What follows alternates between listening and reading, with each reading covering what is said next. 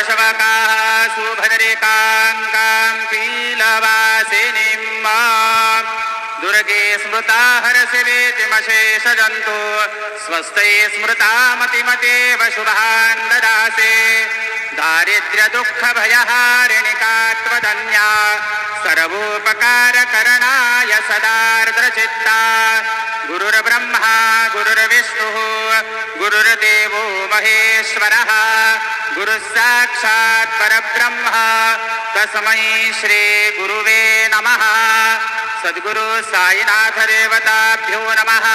प्रातः पूजनार्थे सर्वोपचारार्थे गन्धाक्षतपुष्पैः सम्पूज्य अथ धूपः वनस्पतिरसोद्भूतो गन्धाढ्यो गन्ध उत्तमः अग्रे यः सर्वदेवानां धूपोऽयं प्रतिगृह्यताम् धूपमाघ्रापयामि साज्जन्यवर्तिसंयुक्तं वह्निना योजितं मया दीपं गृहाण देवेश त्रैलोक्यतिमिरापः दीपं दर्शयामि अथ नैवेद्यं निवेदयामि चतुष्कोणमण्डलं कृत्वा तदुपरि नैवेद्यपात्रं निधायो गायत्रीमन्त्रेण पात्रान् सम्प्रोक्षयेत धेनवामृते कृत्य सत्यन्तवर्तेन परिखिञ्जामि नैवेद्यं निवेदयामि ॐ प्राणायो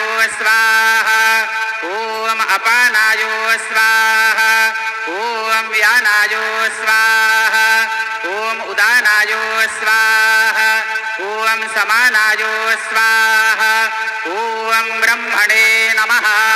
नैवेद्यमध्ये पानीयं समर्पयामि पुनर्नैवेद्यं निवेदयामि ॐ प्राणायो स्वाहा ॐ अपानायो स्वाहा ॐ व्यानायो स्वाहा ॐ उदानायो स्वाहा ॐ समानायो स्वाहा ॐ ब्रह्मणे नमः।